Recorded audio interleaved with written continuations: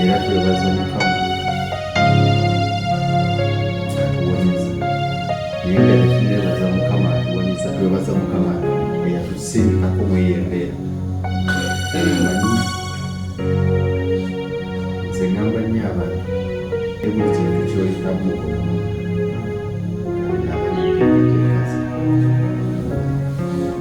lwakuba ku mulembe guno okukkiriza kwakendeera. Ebbanga lyembadde wano infact yali nakubira n'essimu nga wawona ng'oli mulamu akamba naye mwagala nnyo naye Katonda ayamba yeeyambi weesalire ku magezi kibambi balina ekintu kye babuusa amaaso. Katonda ayamba yeeyambye. Edda abantu bafunanga ennyo okukkiriza nga basiriwala. Omulwadde nga taddamu kunywa ddagala, omulwadde ng'atandika ssaala, nga n'abakulembeze abamu ab'eddiini abamu gaatogenda mu ddwaliro. Naye Katonda ayamba yeeyambye, akuyamba ng'ogenze mu ddwaliro n'asobozesa abasawo abakukozeeko okuwona, n'asobozesa eddagala ly'omira okuwonya. Kye bayita nti Katonda ayamba yeeyambye. Naye ffe twakitwala nti Katonda ayamba yeeyambye wadde eno ojjanjaba naye tambulako kamula tebamugatta na sukaali. Salawo ezo oli kamula oba onywa sukaali naye buli ogandika kasukaali kakakwateko ne kamula limukwateko bwe buzibu. Tuli mu mbeera mu byafiramu nga buli musiramu yandibaddeko n'essimu ya sheekh. Embeera bw'ekamukya waka sheekh najja n'amukwatira n'amusabirako. Fe Abakatuliki buli Mukatuliki yandibaddeko n'essimu either eya bwana mukulu oba essimu owa faada yenna.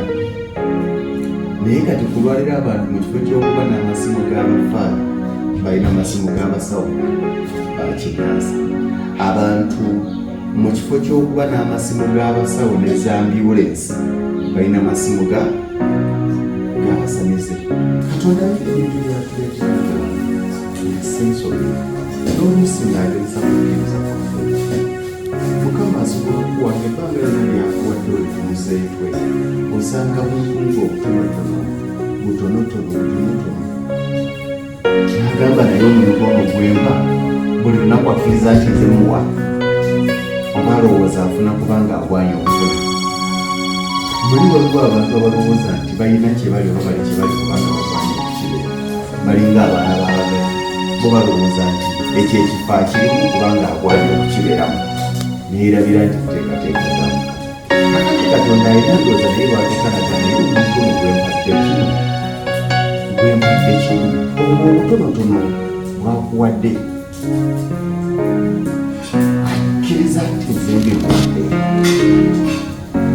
akkiriza nti nze mbimuwadde. Katonda tasobola kugezesa kukkiriza kwaffe nga tatuyisizza mu mbeera enyigiriza. Abaala ne balaba ng'ebizibu nze zempita challenges kusoomozebwa. Okugamba amabaati gafuuse tegasula wansi, abagatikula baagalagambukeemu waggulu n'agivuga bamulaki.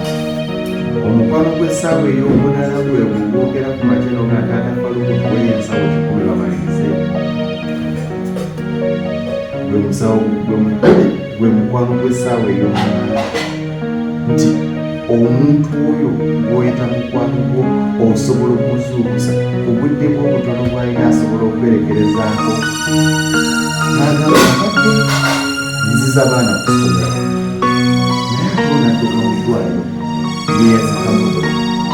Kakiri okugenda mu ddwaliro nzibanuka amateeke ku bbooni oba bulinnye takisi obuulira osanze nziza baana ku ssomero naye ng'ono yeetaaga omuloka tasobola kutambulira mu kintu. Mu mbeera ezenyigiriza abasinga gye balaba ng'enzibu bw'ogambira gundi ogulaba kola kyemazisuubira n'omuteeka wano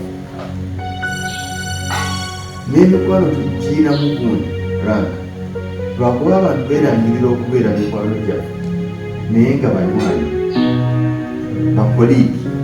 Waliwo omuntu nga si mukwano naye nga kole waliwo omuntu nga tomubuuza era temwogera naye ng'ate ekimutuukako kikwatako ne wabawo omuntu ng'omubuuza buli lunaku naye nga omubuuza omwogera ekirala naye byonna tubirabira ku ki mu mbeera ey'enjawulo so nze abantu simanyi banyina kukkiriza kulaki bambalira abantu nti mukama tagera naye fe obuzibu tulina nti buli mbeera enyigiriza ejja tugiteeka ku sitaani sitaani yagira esibita katonda yagireeta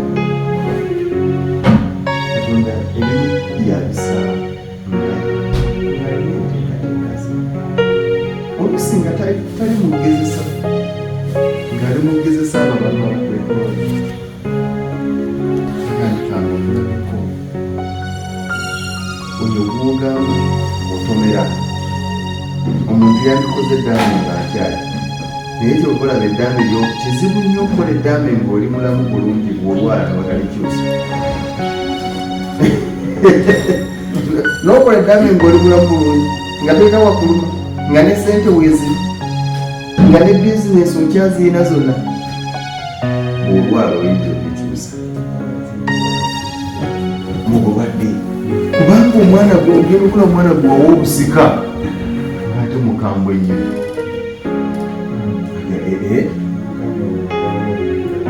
agenda beera atya era omuntu katonda yandituwagazaako wakiri ekitono nnyo mukama natuwa emyaka 7 ekitono nnyo 6 kubanga osobola okulaba ku myaka 6 omwana ow'omululu aba atandisa okugamba taata ndako ewange omwana omugezi aba atandisa okugamba nti taata etakalidde naye tuseeko projekiti bwete tusobole okutuleetera sente